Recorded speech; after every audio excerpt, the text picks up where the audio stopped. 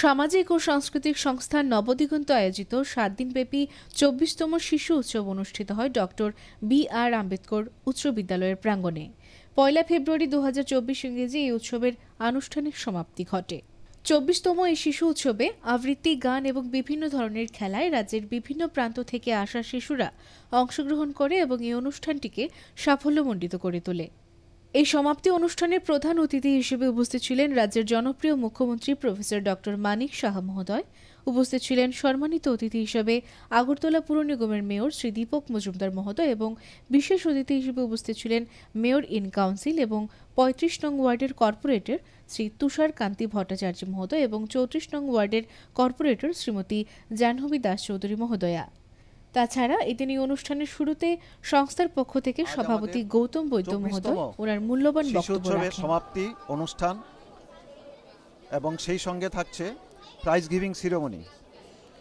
গত ২৫শে জানুয়ারি আমাদের ২৪তম শিশু উৎসবের শুভ উদ্বোধন হয়েছিল।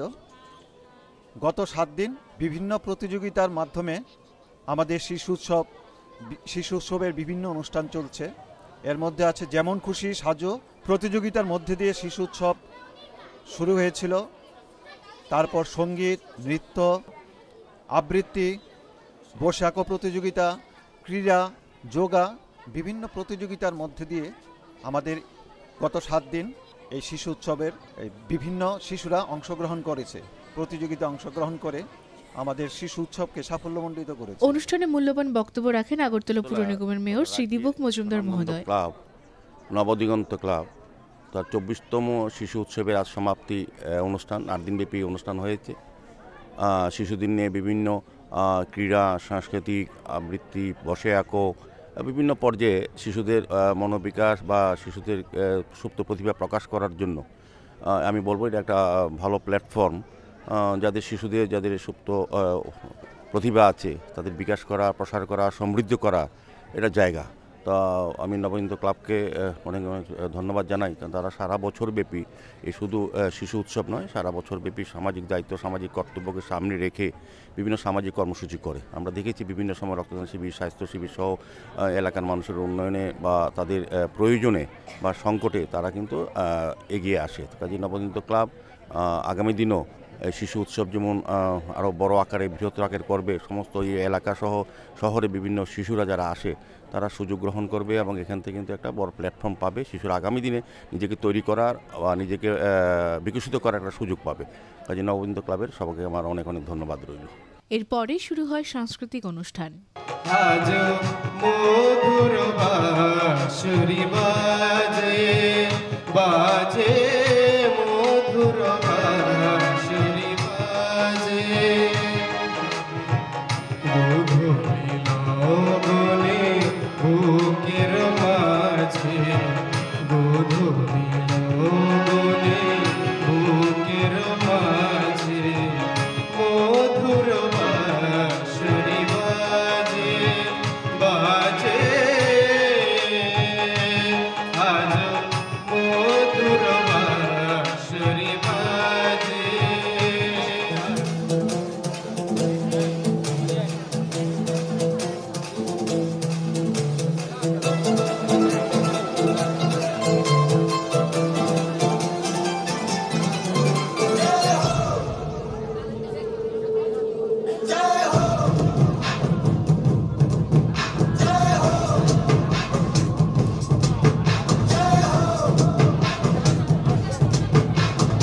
आजा आजा जिंद शामी आने के तले, आजा जरी वाले नीले आसमाने के तले। जय हो जय हो आजा आजा ऐगिरि नन्दिनि नन्दित मेधिनि विश्व विनोदिनि नन्दनुते गिरिवर विन्ध्य शिरोदिनि वासिनि विष्णु विलासिनि जिष्णुनुते भगवति हेशिति कण्ठ कुटुम्बिनि भूरि कुटुम्बिनि भूरि कृते जय जय हे महिषासुरमर्दिनि रम्यकपर्दिनि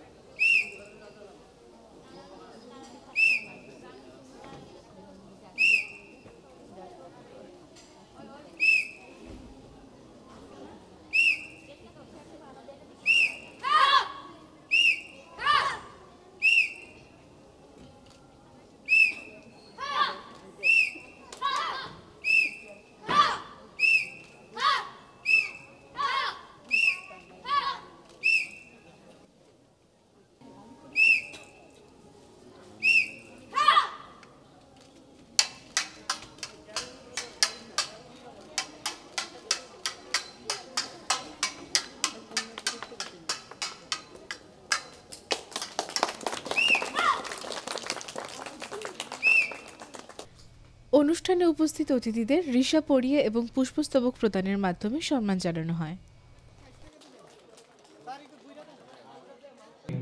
আমরা বরণ করে নেব শ্রীমতী জাহ্নবী দাস চৌধুরী মহোদয়াকে পুষ্পস্তবক এবং উত্তরে দিয়ে দত্ত মহাশয়কে। অসংখ্য ধন্যবাদ। সামাজিক সংস্থার সভাপতি শ্রী গৌতম বুদ্ধ মহাশয়কে আজকের এই মহতী অনুষ্ঠান। এদিন এই সমাপ্তি অনুষ্ঠানে বক্তব্য রাখেন মুখ্যমন্ত্রী প্রফেসর ডক্টর মানিক সাহা মহোদয়। শিশুদের এই কথা, শিশুদেরকে জানার বিষয় এখানে আজকে আমরা দেখলাম। আমার মানে একদমই আইডিয়া ছিল না যে ফ্রি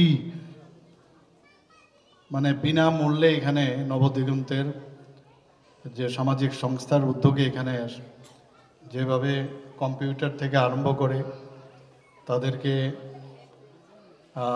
এখানে যোগব্যায়াম থেকে শুরু করে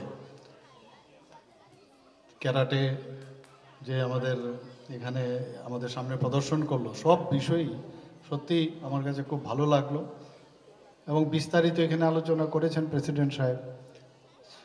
এটা অবশ্যই এটা ধন্যবাদ দেওয়ার বিষয় এবং ধন্যবাদ দিলে কমই হবে। আমরা বলি যে সমাজ পরিবর্তনের মাধ্যমে আমাদের থাকতে হবে। আমাদের আসলে সমাজ পরিবর্তনের মাধ্যমেই এই কথাটা বলা হচ্ছে যে সমাজ কিন্তু ভালোই ছিল, সমাজ ভালোই আছে, কিন্তু কিছু কিছু স্বার্থান্বেষী লোক তাদের ভেস্টেড ইন্টারেস্টে অন্য বহু কারণে এই সমাজকে নষ্ট করে দিয়েছিল, যে কারণে আমরা বলি আবার সমাজ পরিবর্তনের মাধ্যমে আমরা থাকতে চাই। অর্থাৎ যেখানে এমুক সমাজ থাকবে, যেখানে আজকে কচিকাচারা এখানে এত সুন্দর তাদের বিভিন্ন যে সাংস্কৃতিক বিষয় এখানে মানে এখানে যোগব্যায়াম থেকে আরম্ভ করে ক্যারাটার থেকে আরম্ভ করে সব কিছু ওরা দেখালেন। গানেরও যারা ব্লাইন্ড যারা ওদের সুন্দর গান শুনলাম আমরা, তাদের বিষয়ে ওখানে ওনারা ওনাদের পৌরোহিত্যে তারও একটা ব্যবস্থা আছে, সত্যি অপূর্ব। অনুষ্ঠানে উপস্থিত অতিথিরা এদিন বিজয়ী শিশুদের হাতে একে একে পুরস্কার তুলে দেন। একটি মুহূর্তে তাদের হাতে পুরস্কার তুলে দিচ্ছেন রাজ্যের মাননীয় মুখ্যমন্ত্রী প্রফেসর ডক্টর মানিক সাহা মহোদয়। মহোদয়, আপনাকে অসংখ্য ধন্যবাদ।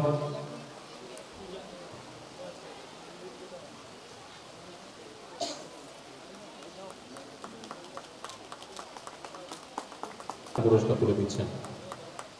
আপনারা সকলে মিলে করতালি দিয়ে উৎসাহিত করবেন এই সুন্দর একটি মুহূর্তে। এতদিন ব্যাপী যে খুদে নবদিগন্ত বিশ্বাস করে এই খুদে শিল্পীরাই একদিন আমাদের রাজ্যের নাম, আমাদের দেশের নাম গৌরবান্বিত করবে এই মঞ্চ থেকেই। মাননীয় মুখ্যমন্ত্রী তাদের হাতে পুরস্কার তুলে দিচ্ছেন। অসংখ্য ধন্যবাদ মাননীয় মুখ্যমন্ত্রী প্রফেসর সানভি বিশ্বাস এবং সর্বজিৎ দাস। তাদের হাতে পুরস্কার তুলে দিচ্ছেন মাননীয় মেয়র শ্রী দীপক মজুমদার মহাশয়। এই সুন্দর একটি মুহূর্তে আপনারা সকলে মিলে হাতে হাত রাখবেন।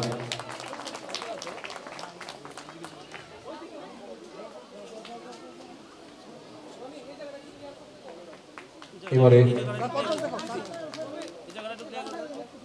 আপনারা সকলে মিলে করতালি দেবেন এই সুন্দর একটি মুহূর্তে। নবদিগন্ত আয়োজিত 24তম শিশু উৎসবের আবৃত্তি প্রতিযোগিতায় অবিভাগে শ্রেষ্ঠ 5 জন মঞ্চে তাদের হাতে পুরস্কার তুলে দিচ্ছেন মাননীয় মেয়র। আবৃত্তি প্রতিযোগিতায় শ্রেষ্ঠ 5 জন আদিত্রি সাহা, আরিত্রিকা কর, ত্রিপর্ণা দে। রাজ্য এসসিআইটির উদ্যোগে দুদিনব্যাপী রাজ্যভিত্তিক বালবৈজ্ঞানিক প্রদর্শনীর সূচনা হয়েছিল 2রা ফেব্রুয়ারি মহারানী তুলসীবতী বালিকা বিদ্যালয় প্রাঙ্গণে। উদ্বোধক এবং প্রধান অতিথি হিসেবে উপস্থিত ছিলেন রাজ্যের মাননীয় মুখ্যমন্ত্রী প্রফেসর ডক্টর মানিক সাহা মহোদয়। সম্মানিত অতিথি হিসেবে উপস্থিত ছিলেন উচ্চশিক্ষা দপ্তরের ও এসসিআইটির মাননীয় অধিকর্তা শ্রী এন.সি. শর্মা মহোদয়। বিশেষ অতিথি হিসেবে উপস্থিত ছিলেন বুনিয়াদী শিক্ষা দপ্তরের মাননীয় অধিকর্তা শুভাশিস বন্দ্যোপাধ্যায়। উপস্থিত ছিলেন বিশেষ অতিথির আসনে doctor Jawaharlal Saha, chairman of state environment impact assessment authority Tripura.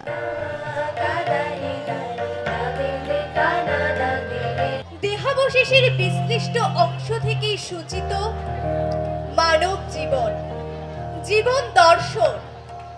রবি ঠাকুরের সাহিত্য সাধনায় জীবন দর্শন যেমন প্রতিভাত, তেমনি বিজ্ঞানের আলোকে আলোকিত। তাই তো তিনি বলেছেন, আমার মন মজেছে আজ বৈজ্ঞানিক মায়া বর্তে। সমাপ্তি অনুষ্ঠানে মঞ্চে উপস্থিত ছিলেন বিশেষ অতিথি হিসেবে doctor T K. Maity, principal, college of agriculture Tripura. এছাড়াও উপস্থিত ছিলেন এসসিআরটির ডেপুটি ডিরেক্টর, অনুষ্ঠানের সভাপতি শ্রীমতী কুহিলি দেববর্মা। উপস্থিত ছিলেন মঞ্চে এসসিআরটির ডেপুটি ডিরেক্টর শ্রীমতী অম্বালিকা দত্ত। ছিলেন মঞ্চে মহারানী তুলসীবতী উচ্চতর মাধ্যমিক বালিকা বিদ্যালয়ের প্রিন্সিপাল শ্রী নন্দন সরকার। সমাপ্তি অনুষ্ঠানে স্বাগত ভাষণ রাখেন Shrimati Ambalika Dutta, deputy director of SCRT. কম্পিটিশনের মাধ্যমে আজকে এই জায়গায় এসেছো কেন? আগে আমাদের প্রথমে হয়েছিল বিদ্যালয় স্তরের কম্পিটিশন, তারপর হয়েছে জেলা স্তরের কম্পিটিশন, তারপরে হচ্ছে রাজ্যস্তরীয় বালবৈজ্ঞানিক প্রদর্শনী, এবং এইটা যদি ন্যাশনাল লেভেলে যায় তখন আমরা এটাকে বলবো রাষ্ট্রীয় বালবৈজ্ঞানিক প্রদর্শনী। এই বছর থেকে পুরনো যেটা সায়েন্স, ম্যাথমেটিক্স এবং এনভায়রনমেন্ট এক্সিবিশন হিসেবে হতো, এই বছর থেকে এটা বালবৈজ্ঞানিক প্রদর্শনী হিসেবে বলা হচ্ছে।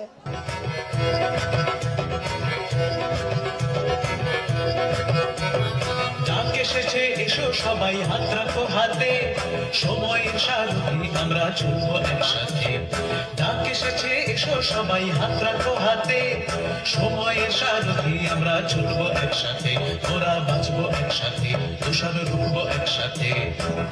তার মধ্যে কেউ হয়তো ভালো গান গাইতে পারে, কেউ ভালো নাচতেও পারে, সেইটাতে যদি তাদের এনকারেজ করা হয় তাহলে কিন্তু তারা অনেক বেশি হবে। তা না হয় জোর করে তাকে বলা হলো যে তুমি বিজ্ঞান পড়ো কি তুমি ইংরেজি পড়ো, তার ইংরেজি পড়ার হয়তো ইচ্ছেও নেই, তার বিজ্ঞান পড়ারও ইচ্ছে নেই, তাকে জোর করে বাবা মা করছেন। তারপরে হয়তো ডাক্তারি পড়ানোর জন্য চেষ্টা করা হচ্ছে না, এবং তাকে এমন একটা এই যে ইঁদুর দৌড় হচ্ছে, এই ইঁদুর দৌড়ে তাকে ছেড়ে দেওয়া হচ্ছে। এবং সবাই আমরা অভিভাবকরা ভাবি যে আমার ছেলে ফার্স্ট হবে। আরে ভাই, 100 জন ছেলের মধ্যে তো 100 জন তো ফার্স্ট হবে না, একজনই তো হবে। সুতরাং সেই জায়গায় আমাদের ছেলে মেয়েদের যেন নিয়ে না যায়। ক্ষুদে বিজ্ঞানীদের উদ্ভাবনী শক্তি এবং তাদের যে সৃজনশীলতা, সেটাকে তুলে ধরার জন্য অক্লান্ত পরিশ্রম করেছে। তার পেছনে আমাদের সেই শিক্ষক শিক্ষিকাদেরই হাত। একজন শিক্ষক হিসেবে আমি এটাই গর্বিত, আমাদের যে ছাত্রছাত্রীরা সারা বছর মুখিয়ে থাকে এই বিজ্ঞান মেলার জন্য। আমি গতকালকে প্রত্যক্ষ করেছি প্রত্যেকটি যে মডেল, সত্যিই খুব ওরা খুব পরিশ্রম করেছে। তাই আমি আবার সেই যারা খুব পরিশ্রম করেছে ছাত্রছাত্রীদের আমি অনেক অনেক আমার ভালোবাসা জানাচ্ছি। এখানে আমি এরকম সায়েন্স ফেয়ারের উদ্দেশ্য বলতে চাই যে আমাদের ত্রিপুরা রাজ্যে প্রত্যেক বছর এরকম রাজ্যস্তরীয় বিজ্ঞান মেলার আয়োজন করা হয়। এরকম বিজ্ঞান মেলা আমাদের ছাত্রদের ওদের উদ্ভাবনীয় শক্তি, ওদের বৈজ্ঞানিক কল্পনাকে আরও বাড়িয়ে তোলার জন্য সাহায্য করে। প্রথমে আমরা এরকম বিজ্ঞান মেলা ডিস্ট্রিক্ট লেভেলে দেখি, তারপরে ওখান থেকে আমাদের রাজ্যস্তরীয় বিভিন্ন স্কুল থেকে ওনারা সিলেক্ট হয়। এটা একটা কম্পিটিশন আমরা বলতে পারি, রাজ্যস্তরীয় কম্পিটিশন। তো এই কম্পিটিশনে একটা লিস্ট তৈরি হয়েছে, প্রত্যেকটা মডেল এবং ওই মডেলের যে প্রেজেন্টেশন স্কিল, যে প্যারামিটারগুলো ছিল, সেই প্যারামিটারের বেসিসে একটা জাজমেন্ট হয়েছে, যেখানে আমিও একজন অংশীদার। তো আমি সবাইকে বলবো যে আজকে যারা তোমরা পার্টিসিপেট করেছো, তোমরা সবাইকে অসংখ্য ধন্যবাদ। যারা এই লিস্টে থাকবে তারা তো নিশ্চয়ই আগে উদ্বুদ্ধ হবে, কিন্তু যারা এই লিস্টে থাকবে না তাদেরকে আমি বিশেষভাবে বলছি যে তোমরা বিমর্ষ হবে না। বিজ্ঞান ভিত্তিক এই প্রদর্শনী উৎসবে এদিন বিভিন্ন স্কুলের ছাত্রছাত্রীরা অংশগ্রহণ করে এবং তাদের বিভিন্ন ধরনের মডেল উপস্থাপন করে।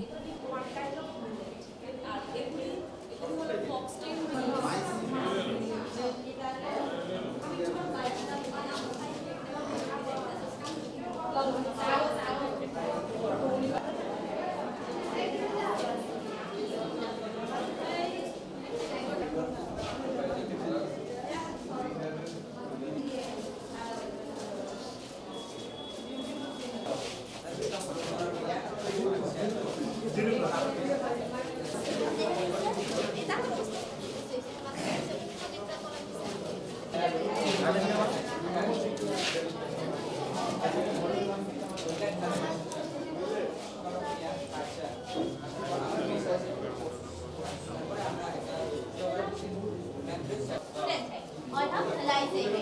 हमारे गाइड टीचर का नाम है मोनिका देवी। उसके साथ मिलाकर ये बात जब बहुत ज़्यादा शुरू हो जाए तो बात को तैयार होगा। तो इस बात को जल्दी करता है। तो इसके बाद यहाँ पे अपने मिट्टी का चीज़ भी रखा है। तो यहाँ पर जाके ये स्टोर हो रहा है। ये चुनके लिखे। तो ये बन गया है हमारा एरोमा।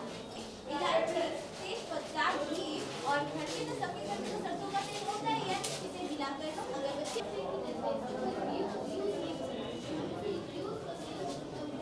जैसे कि पापड़ी को लेके नव की पापड़ी धरे के साथ चीनी और इलायची मिलाकर हम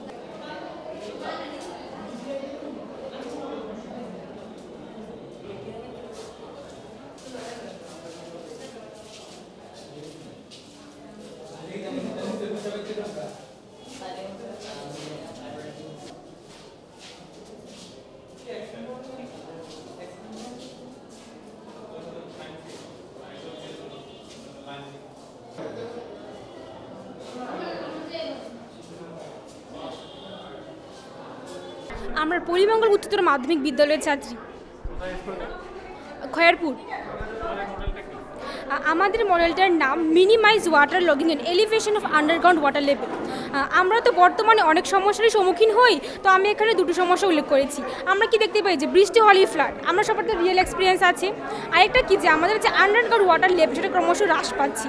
এর জন্য আমরা কি করব, শহরাঞ্চলে তো যে কোনো জায়গায় ড্রেন দেখতে পাবো, তো আমরা কি করব, ড্রেনের মধ্যে হোল করে দেব, হোল করে পাইপ বসিয়ে দেব এবং এই পাইপের গায়ে অনেকগুলো ছিদ্র করে দেব। তাতে কি হবে, যখন বৃষ্টি হবে, বৃষ্টি হলে ড্রেনটা ফিল হবে এবং এই জলটা এখানে জমা হবে। আর যেহেতু এই পাইপের মধ্যে ছিদ্র আছে, তাতে কি হবে, এই মাটি সেই জলটাকে নিজের মধ্যে অ্যাবজর্ব করে সেভ করে রাখবে। তাতে আমাদের আন্ডারগ্রাউন্ড ওয়াটার লেভেলটাও বৃদ্ধি পাবে। আরেকটা কি যে হঠাৎ করে যে আমরা বন্যাটা দেখতে পেতাম সেটা হবে না, যে ফ্লাড কী হবে, যে জলটা ড্রেনটা ভরে রাস্তার উপরে উঠে আসতে সেটা হবে না, কারণ সেই জলটা এই পাইপগুলিতে জমা হচ্ছে। আর যে কোনো জায়গায় তো আমরা হোল করতে পারি না, এর জন্য আমরা ড্রেনটাকে কাজে লাগাবো।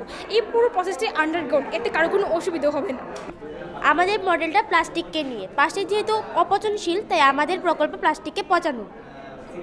তাই আমাদের এই প্রকল্পের মাধ্যমে প্রথমে আমরা একটি গর্ত করে প্লাস্টিকগুলোকে রাখবো, দেন আমাদের একটি সলিউশন বানাতে হবে, যার জন্য আমাদের প্রথমে নিতে হবে mix half teaspoon of agar powder into 60 ml of hot water.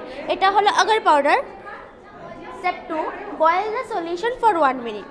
Step 3, allow the solution to cool for 30 minutes। Step 4, take the cold solution in petri dish। এটা হলো petri dish। Step 5, mix few drops of milk into the solution taken in petri dish।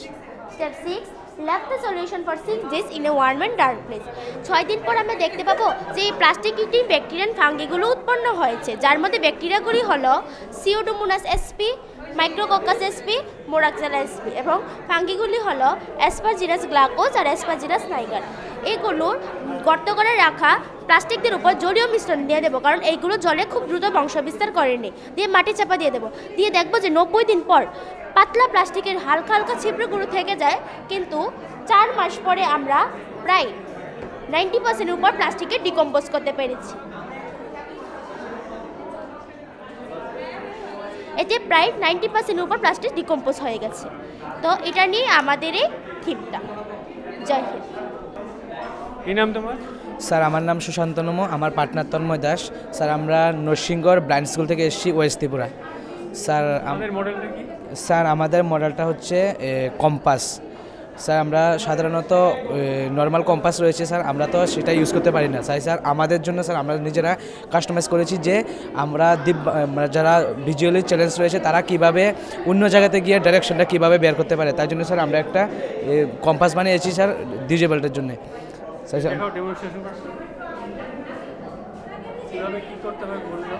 Sir প্রথমে এখানে একটা switch আছে, এটা on করতে হবে।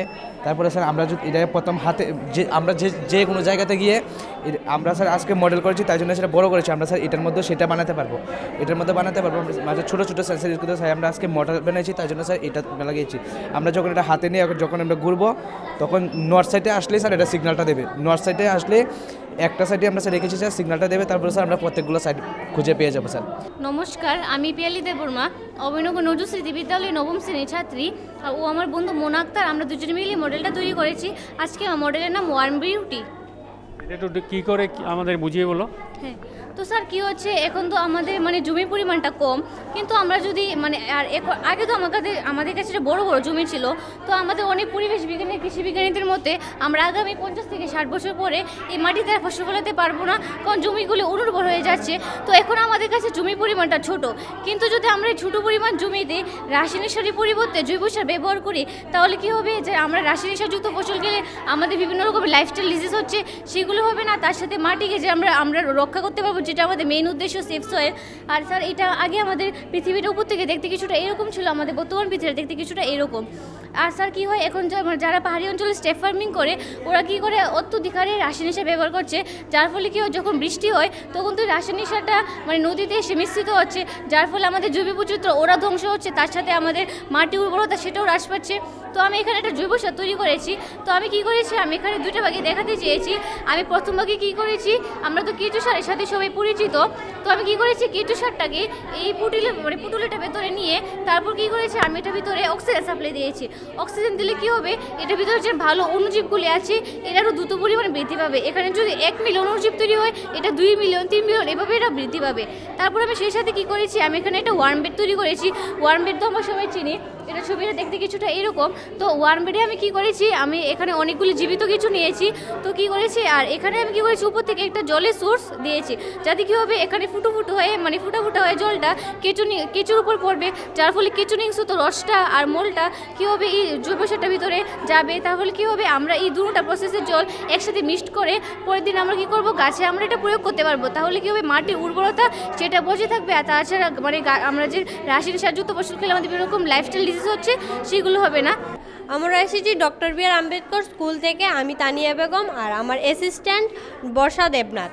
তো আমাদের এই মডেলটির টাইটেল হচ্ছে low cost multipurpose folding stretcher. যারা আমাদের অনেক সময় দেখা যায় যে হসপিটালে গেলে স্ট্রেচার এবং হুইল চেয়ারের ঘাটতির কারণে আমরা এগুলিকে জরুরি মুহূর্তে হাতের কাছে পাই না। যারা আমাদের বাড়িতে অসুস্থ, বিছানা থেকে উঠতে পারে না, তাদের জন্য এই সরঞ্জামগুলি অত্যন্ত প্রয়োজনীয়।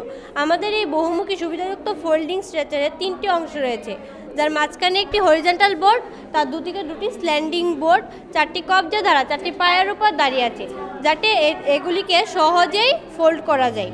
আর 4টি পায়ের প্রতিটিতে ছিদ্র করা আছে। আর 2টি স্ল্যান্ডিং বোর্ডের হ্যান্ডেল উভয় প্রান্তে হ্যান্ডেল যুক্ত করেছি, যেটা যাতে হয়।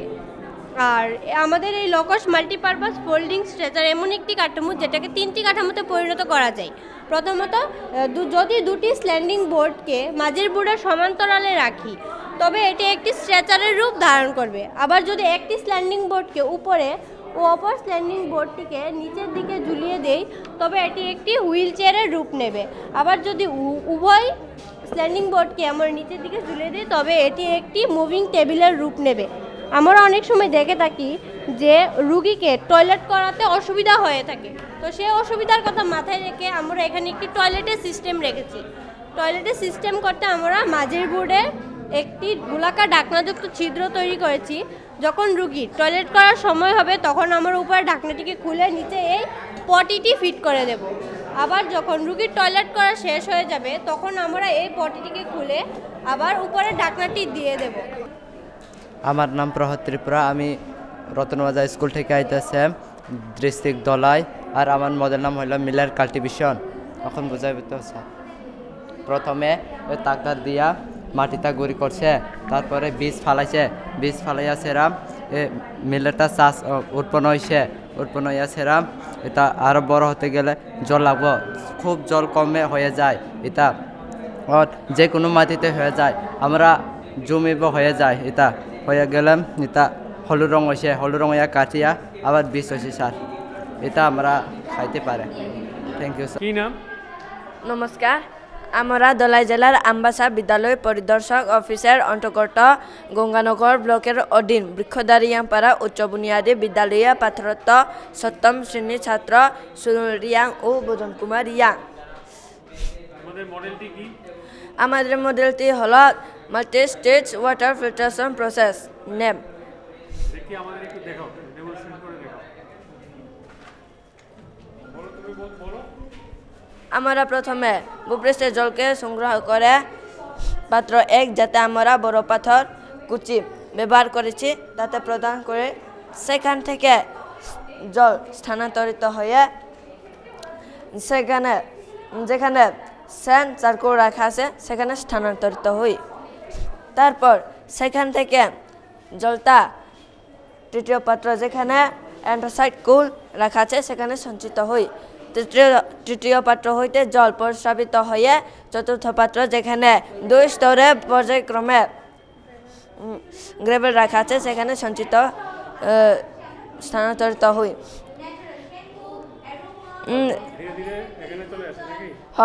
সুতি তুলু রাখা আছে সেখানে চলে আসে।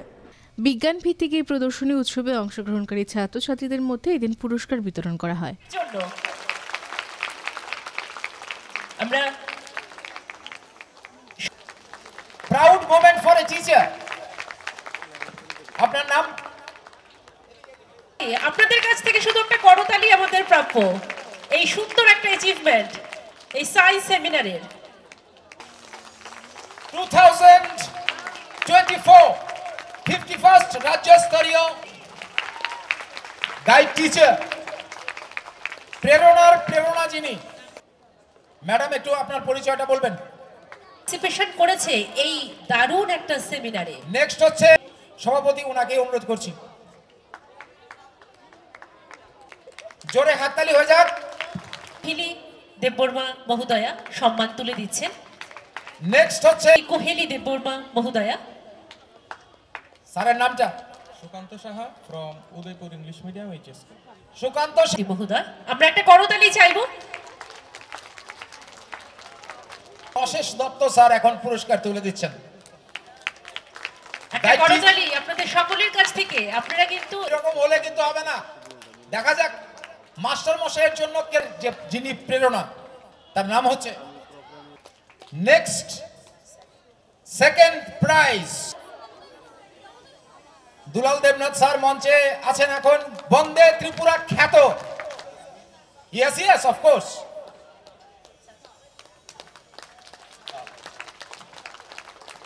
নেতাজি সুভাষ বিদ্যানিকেতন তাদের ঐতিহ্য বরাবরের মতোই বজিয়ে রাখে। আমরা সেই ঐতিহ্য নিয়ে তাদেরকে দেখছি ছাত্রীর হাতে সম্মান তুলে দিচ্ছে। স্যারের জন্য একটা করতালি সকলের কাছ থেকে চাইছি।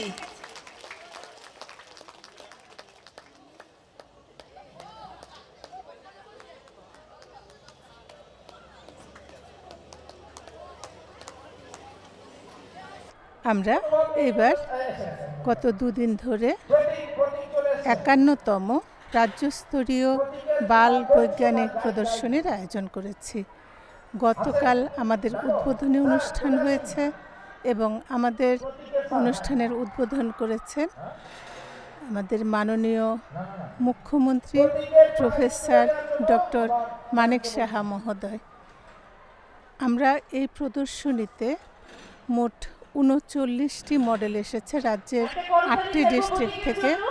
যদিও 8টি ডিস্ট্রিক্ট থেকে প্রতি ডিস্ট্রিক্টে 5টি করে মোট 40টি মডেল আসার কথা ছিল।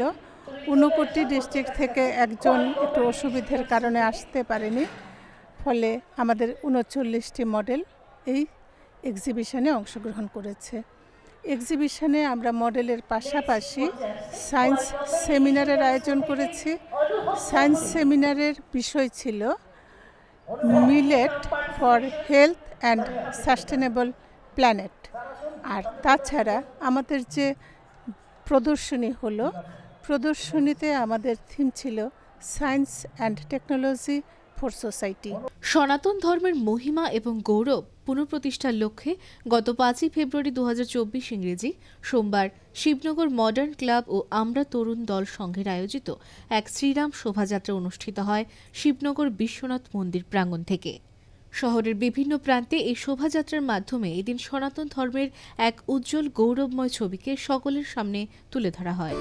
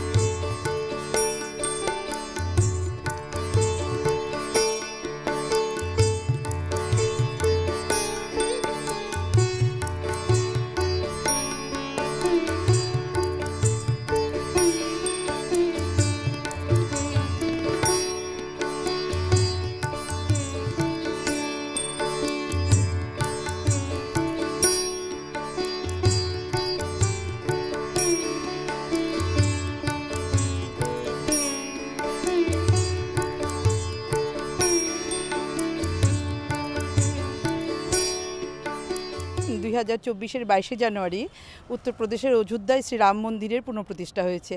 সেদিন রামলালার মূর্তিকে ওই মন্দিরে পুনঃস্থাপন করা হয়েছে।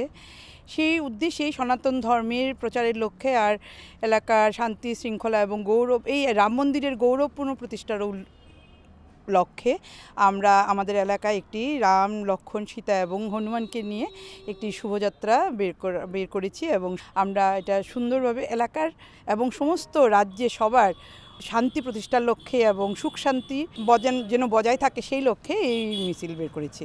আজকে আমরা সবাই এখানে মিলিত হয়েছি রামলালার উদ্দেশ্যে। অযোধ্যা আমরা সহসা কেউ যেতে পারবো না, তাই আমরা দশভূজা টিমের থেকে অযোধ্যার উদ্দেশ্যে রওনা হয়ে শোভাযাত্রা করে এলাকাবাসীকে উৎসাহ দেওয়ার জন্য, বয়স্করা যেন দেখতে পায় যে আমরা অযোধ্যার উদ্দেশ্যে শোভাযাত্রা করছি রামলালাকে নিয়ে, তাই আমরা এখানে সবাই মিলিত হয়েছি। আমরা দশভূজা টিম থেকে সবাই খুব তাড়াতাড়ি অযোধ্যা যাওয়ার জন্য প্রস্তুতি নিচ্ছি, চিন্তা ভাবনা করছি। আজ 5ই ফেব্রুয়ারি 2024 বিকেল 4টের সময় আমরা আজকে এই জায়গায় সমবেত হয়েছি। যে উদ্দেশ্য নিয়ে সেটা হচ্ছে আমাদের সনাতন ধর্মের গৌরব এবং মাহাত্ম্যপূর্ণ প্রতিষ্ঠার লক্ষ্যে শিবনগর মডার্ন ক্লাব ও আমরা তরুণ দল দ্বারা আয়োজিত শ্রীরাম শোভাযাত্রা। তো আমরা আমাদের যে এলাকাবাসী সকাল কাছে আহ্বান রেখেছিলাম, আপনারা আসুন আমাদের এই শোভাযাত্রায় সামিল হন, কেননা আমাদের যে এই এরিয়ার প্রায় 99% মানুষই সনাতন ধর্মে বিশ্বাস করি, সনাতন ধর্মী লোক। তো আমরা আমাদের ধর্মের পক্ষে, ধর্মের প্রচারে বা ধর্মের মাহাত্ম্য প্রতিষ্ঠার জন্য কাজ করে যাব, অন্যদের উদ্বুদ্ধ করব, সেটাই স্বাভাবিক। আমরা তাই করছিলাম, করতে আজকে সমবেত হয়েছি। তো আপনারা ইতিমধ্যেই জানেন যে বিগত 22শে জানুয়ারি অযোধ্যায় শ্রীরাম মন্দির রামলালার প্রাণ প্রতিষ্ঠা হয়েছে। সারা বিশ্ব সনাতন ধর্মকে এখন আপন করে নিতে চাইছে, সনাতন ধর্মের যে নীতি আদর্শ এগুলিকে মেনে চলতে চাইছে। আর আমরা যারা সনাতন ধর্মের লোক তারা এইগুলি মানব না বা তারা এই আচরণগুলি নিজেরা আচরণ করব না, সেটা তো হতে পারে না। তাই আমাদের ক্লাবের পক্ষ থেকে একটা ক্ষুদ্র উদ্যোগ নেওয়া হয়েছে নিজেদের জাগ্রত করার জন্য, যেন আমরা সবাই সনাতন ধর্মী লোক, আমরা সনাতন ধর্মের যে আচরণগুলো আছে এগুলো আমরা আচরণগুলিকে করব এবং নিজেরা মেনে চলব এবং সনাতন ধর্মকে তার ঋত জায়গা পুরনো জায়গায় ফিরিয়ে নিয়ে যাব, এই বিশ্বাস আমাদের আছে। আর এইভাবে করতে করতেই আমরা আগামী কিছুদিনের মধ্যেই অযোধ্যার রাম মন্দিরে গিয়ে পৌঁছে যাব, এই আশা বা ইচ্ছে আমাদের আছে।